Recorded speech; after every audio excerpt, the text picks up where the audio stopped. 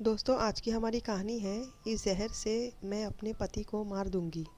क्या ये लड़की अपने पति को मार पाई या नहीं? आइए सुनते हैं। मैं तुम्हें जहर की पुड़िया देती हूँ, वो जहर अपने पति के खाने में मिलाते रहना। एक शादीशुदा लड़की गुस्से से अपने मायके आई और कहा, मैं अपने पति को 1 मिनट भी बर्दाश्त नहीं कर सकती। रोज़ रोज़ के झगड़ों से मैं तंग आ गई हूँ। मेरा दिल करता है उसे मार दूँ, लेकिन कानून से डरती हूँ। मेरी भी ज़िंदगी बर्बाद हो जाएगी। माँ ने कहा, ये कोई बड़ी समस्या नहीं है। मैं तुम्हें एक जहर की पुड़िया देती हूँ। ये धीरे धीरे काम करता है। रोज़ इसे थोड़ा थोड़ा अपने पति के खाने में मिलाते रहना। हाँ, एक बात का ख्याल रखना, खाना स्वादिष्ट होना चाहिए ताकि तुम्हारे पति को शक ना हो। और एक बात का खास ध्यान रखना, तुम्हारे घर में रोज़ झगड़े होते हैं।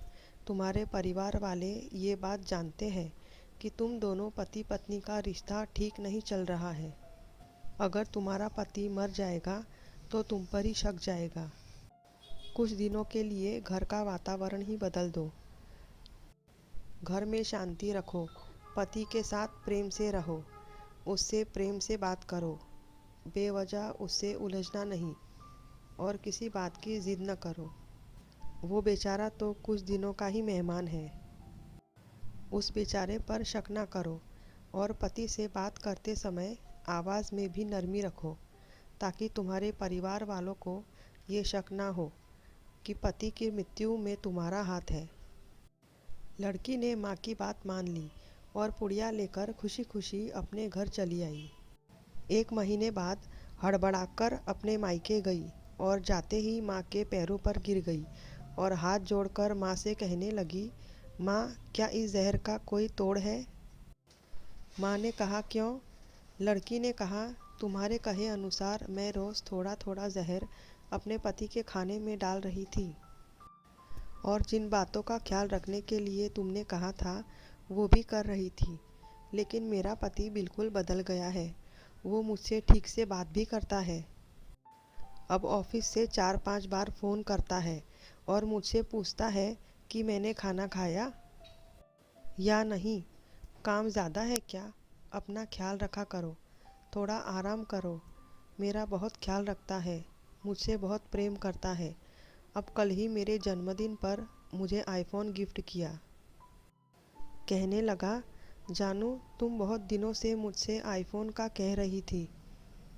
मेरे पास पैसे नहीं थे, इसलिए मैं चुप था और मैं तुम्हें सरप्राइज़ देना चाहता था, इसलिए थोड़े थोड़े पैसे जमा कर रहा था और कुछ ईएमआई निकाल कर आज तुम्हारे जन्मदिन पर तुम्हें आईफोन का तोहफ़ा दे रहा हूँ। इसलिए जब तुम मुझसे आईफोन की ज़िद करती तो मैं टाल देता। उसकी बातें सुनकर, उसका प्रेम देखकर मैं बहुत शर्मिंदा हो गई कि मैं क्या कर रही हूँ। अपने ही पति को अपने हाथों से मार रही हूँ, जो मुझसे इतना प्यार करता है, इतना ख्याल रखता है। हमारा खोया हुआ प्यार वापस लौट आया है माँ। उसने मुझसे माफ़ी भी मांगी और कहा, मैं भी कभी कभी तुम्हें बहुत ज़्यादा डांटता हूँ, तुम पर बहुत ज़्यादा गुस्सा कर देता हूँ, मुझे माफ़ कर देना। माँ, मैं अपने किए पर बहुत शर्मिंदा हूँ, बहुत पछता रही हूँ। मैं तुम्हारे सामने हाथ जोड़ती हूँ, मुझे उस जहर का तोड़ बता दो। मैं अपने पति को खोना नहीं चाहती। ये कहते हुए बेटी फूट फूट कर रोने लगी। बेटी की बात सुनकर माँ हंस पड़ी और कहने लगी, क्या मैं पागल हूँ जो अपनी बेटी की बसी बसाई गृहस्थी बर्बाद कर दूँ? तुम चिंता ना करो, तुम्हारे पति को कुछ नहीं होगा, क्योंकि वो जहर नहीं, हाजमे का चूरन था।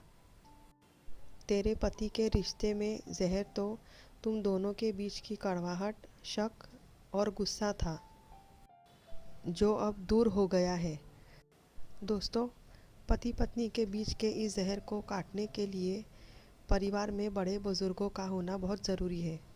घर के बड़े बुज़ुर्ग आशीर्वाद की तरह होते हैं, जो रिश्तों में प्यार का स्वाद और जीने का तरीका सिखाते हैं, जो रिश्तों को संभाल कर रखने में अपने बच्चों की मदद करते हैं। आशा करती हूँ कि ये कहानी आपको पसंद आई होगी। इस कहानी पर आपकी क्या राय है, हमें कमेंट करके ज़रूर बताएं। कहानी पसंद आई हो तो लाइक, शेयर और सब्सक्राइब करना ना भूलें। कहानी सुनने के लिए आपका बहुत बहुत धन्यवाद। मिलते हैं अगले वीडियो में एक और नई कहानी के साथ।